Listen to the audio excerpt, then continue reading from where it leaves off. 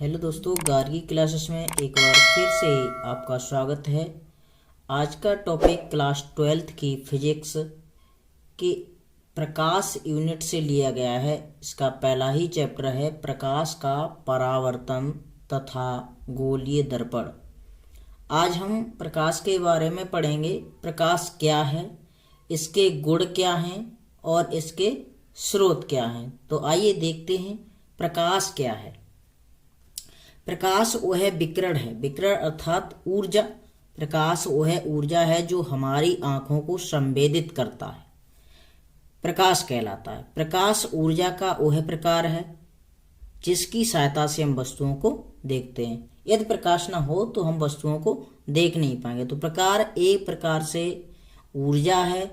जैसे ही प्रकाश किसी वस्तु पे पड़ता है, वहां से प्रकाश किरण आपतित परावर्तित होकर सीधा हमारी आंखों पे पड़ती है और हमें वस्तुएं दिखाई देती हैं। जैसे आप अंधेरे कमरे में जाते हैं और अचानक उजाला होता है, तो जो प्रकाश किरण है पहले तो हमारी वस्तुओं पे पड़ती है, उसके बाद वहां से परावर्तित होकर सीधा हमारी आंखों पे पड़ती है और हमें वस्तुएं दिखाई देते हैं। तो प्रकाश एक प्रकार की ऊर्जा है जिससे प्रत्येक वस्तु को हम देख सकते हैं। यदि प्रकाश नहीं होगा तो हमें वस्तुएं नहीं दिखाई देंगी।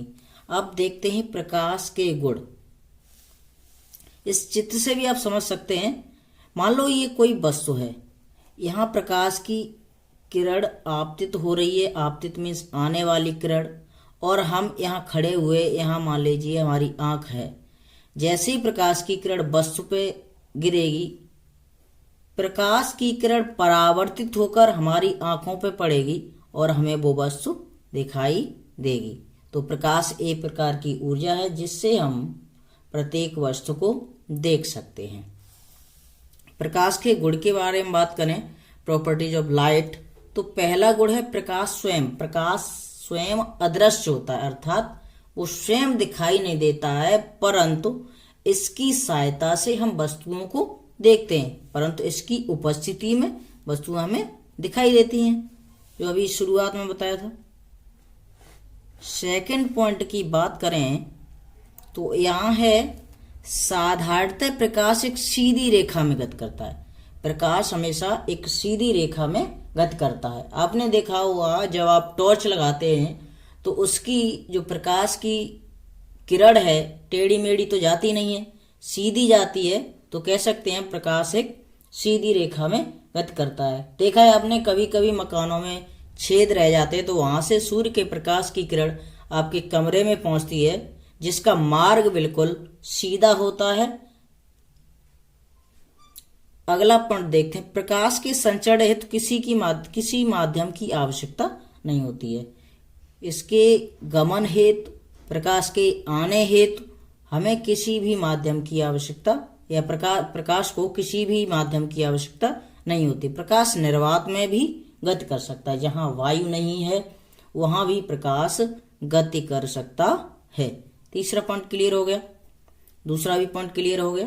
प्रकाश वो पहला वाला पॉइंट भी क्लियर हो गया। चौथा पॉइंट की बात करें, प्रकाश विद्युत चुंबकीय तरंगों के रूप में भी गति करता है। जिस प्रकार से विद्युत चुंबकीय तरंगें गति करती हैं, उसी प्रकार से प्रकाश है वो गति करता है। चौथा पॉइंट क्लियर हुआ आपका।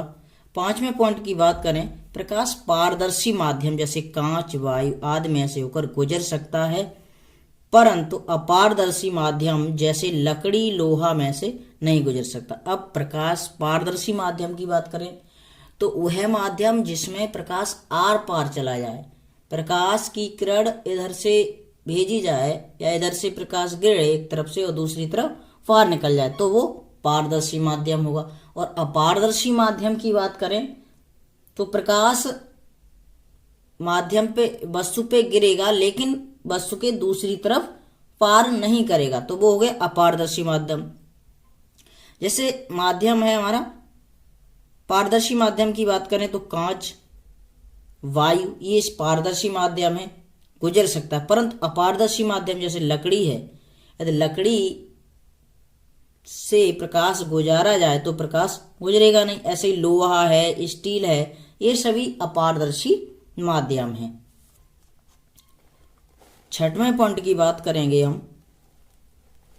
विभिन्न माध्यमों में प्रकाश की चाल भिन्न भिन्न होती है।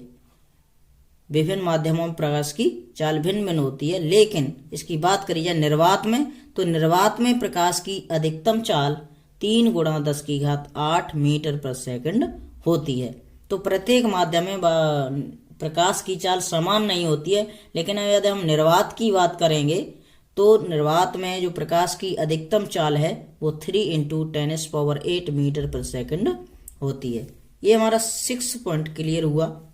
7 नंबर की बात करें तो चमकदार पृष्ठों से प्रकाश परावर्तित हो जाता है। चमकदार पृष्ठ, आपने मकानों पे चमकदार शीशे लगे हुए देखे होंगे, वहां से प्रकाश कभी आप गुजर रहे हो उस मकान से तो देखा होगा रिफ्लेक्शन होके, उसका परावर्तित होके किरणें आपके फेस पे पड़ती हैं, एकदम चमक उत्पन्न होती है। तो ये चमकीली सतहों में प्रकाश क्या होता है, परावर्तित हो, चमकदार पृष्ठों से प्रकाश परावर्तित होता है।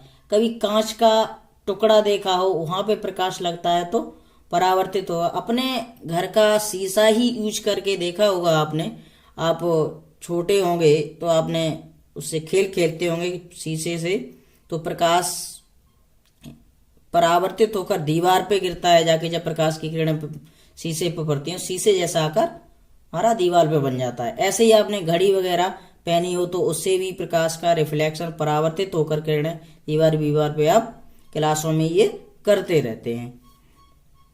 8 नंबर की बात करें,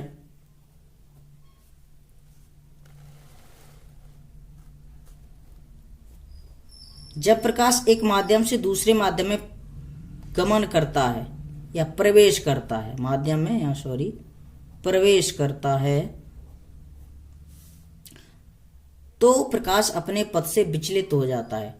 जब प्रकाश मान लीजिए वायु से जल में जा रहा है, तो एक तो वायु हो गया विरल माध्यम और जल हो गया सघन माध्यम। यदि वायु से जल में जाएगा प्रकाश तो अपने मार्ग से विचलित हो जाएगा। ये यहाँ आप केवल एक गुण के रूप में समझ लें, आगे चैप्टर में सघन माध्यम और विरल माध्यम के बारे में बात करेंगे तो वहाँ आपको स्पष्ट रूप से ये पॉइंट समझ में आ जाएगा कि प्रकाश सघन माध्यम से विरल माध्यम में जाने पर विचलित हो जाता है या विरल माध्यम से सघन माध्यम में जाने पर विचलित हो जाता है। तो एक सीधा सा मतलब है हमारा, जब प्रकाश एक माध्यम से दूसरे माध्यम में प्रवेश करता है तो अपने मार्ग से विचलित हो जाता है, सीधा न जाकर वो विचलित हो जाता है। अब देख सकते हैं आप अगला पॉइंट 9 नंबर को बात करें तो दृश्य प्रकाश की तरंगदैर्घ्य। दृश्य प्रकाश, जिस प्रकाश को हम देखते हैं, जिस प्रकार को हम देख सकते हैं, उसकी तरंगदैर्घ्य 4000 एंगस्ट्रॉम से 8000 एंगस्ट्रॉम के बीच जो तरंगदैर्घ्य वाला प्रकाश होता है उसे हम देख सकते हैं। 8000 एंगस्ट्रॉम से ज़्यादा प्रकाश को भी नहीं हम देख सकते और 4000 के एंगस्ट्रॉम के कम प्रकाश को भी हम नहीं देख सकते। 4000 एंगस्ट्रॉम से 8000 एंगस्ट्रॉम के बीच की जो प्रकाश होगा उसे हम देख पाएंगे। तो इस प्रकार से आपने प्रकाश पढ़ लिया। प्रकाश एक प्रकार से ऊर्जा है जिससे हमें प्रत्येक वस्तु दिखाई देती है, जो हमारी आंखों को संवेदित करता है। आपने प्रकाश के गुण पढ़ लिए। प्रकाश अदृश्य होता है परंतु इसकी उपस्थिति में वस्तुएं दिखाई देते हैं। ये एक सीधी रेखा में गति करता है। ये 9 पॉइंट आपको क्लियर हो गए होंगे प्रकाश क्या है और इसके गुण। अब देखते हैं प्रकाश के स्रोत भी तो होते होंगे। तो प्रकाश स्रोतों की बात करें तो प्रकाश स्रोतों को 2 वर्गों में विभाजित किया गया है। प्रकाश स्रोत हमारे प्राकृतिक प्रकाश स्रोत भी होते हैं और कृत्रिम प्रकाश स्रोत भी होते हैं। तो प्राकृतिक स्रोतों की बात करें, प्राकृतिक प्रकाश स्रोतों की बात करें तो जैसे हमारा सूर्य है, तारे हैं, चंद्रमा है, ये सब प्राकृतिक स्रोत हैं। लेकिन विद्युत बल्ब है, मोमबत्ती है आदि जो हैं वो हमारे कृत्रिम प्रकाश स्रोत हैं। प्राकृतिक प्रकाश स्रोत जो प्रकृति की देन है, जबकि कृत्रिम प्रकाश स्रोत जो मनुष्य द्वारा स्वतः बनाए गए हैं। तो प्रकाश स्रोत की बात करें तो प्रकाश स्रोतों को दो वर्गों में विभाजित किया गया है। पहला है दीप्त प्रकाश स्रोत। इसमें क्या है, वे प्रकाश स्रोत जो स्वयं प्रकाश उत्पन्न करते हैं, उनमें स्वयं का अपना प्रकाश होता है, वो दीप्त प्रकाश स्रोत कहलाते हैं। जैसे सूर्य है, तारे हैं आदि हैं। सूर्य में अपना प्रकाश है जिससे वो प्रकाश उत्पन्न करता है। कोई भी तारा हो, प्रत्येक तारामंडल में प्रत्येक तारे के अंदर स्वयं उसका अपना प्रकाश होता है। सूर्य भी एक तारा है। तो दीप्त प्रकाश स्रोत के बारे में समझ में आ गया। वे प्रकाश स्रोत जो जिनमें अपना स्वयं का प्रकाश होता है या अपने स्वयं के प्रकाश से प्रकाशित होते हैं, दीप्त प्रकाश स्रोत कहलाते हैं। अगला है अदीप्त प्रकाश स्रोत। वे प्रकाश स्रोत जो दीप्त प्रकाश स्रोतों के प्रकाश को परावर्तित कर प्रकाश देते हैं। मतलब दीप्त प्रकाश स्रोतों का जब प्रकाश अदीप्त वस्तुओं पे पड़ता है, अदीप्त प्रकाश स्रोतों में पड़ता है, तो परावर्तित होकर वो हमें प्रकाश देते हैं। जैसे अदीप्त प्रकाश स्रोत कहलाते हैं। जैसे चंद्रमा है, चंद्रमा सूर्य से प्रकाश लेता है और हमें प्रकाश देता है। इसी प्रकार से कांच है, कांच पे जब सूर्य का प्रकाश पड़ता है तो रिफ्लेक्टिव होके, परावर्तित होके उसका प्रकाश हमें दिखाई देता है या चमक उत्पन्न होती है। कांच में जो चमक उत्पन्न होती है वो सूर्य के प्रकाश पड़ने के बाद उसकी चमक परावर्तित किरण हमें हमारी आंखों पे पड़ती है और हमें वो कांच चमकता हुआ दिखाई देता है।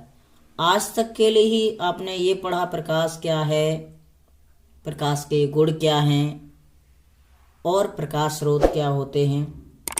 तो आज तक के लिए बस इतना ही। आशा करता हूँ आपको ये वीडियो पसंद आया होगा। यदि वीडियो पसंद आया है तो हमारे चैनल गार्गी क्लासेस को आप सब्सक्राइब कर लें और बेल आइकन को दबा दें ताकि आने वाला वीडियो आपके पास सर्वप्रथम पहुंच सके। अगला हमारा टॉपिक होगा प्रकाश के परावर्तन के नियम। प्रकाश परावर्तित होता है तो ये इसके बीच एंगल क्या बनते हैं और हमारा कैसे परावर्तित होता है, इसके लिए मुख्य चीज़ें क्या क्या होती हैं। तो नेक्स्ट वीडियो में आपको हम प्रकाश के परावर्तन के नियम के बारे में बताएंगे। तब तक के लिए जय हिंद।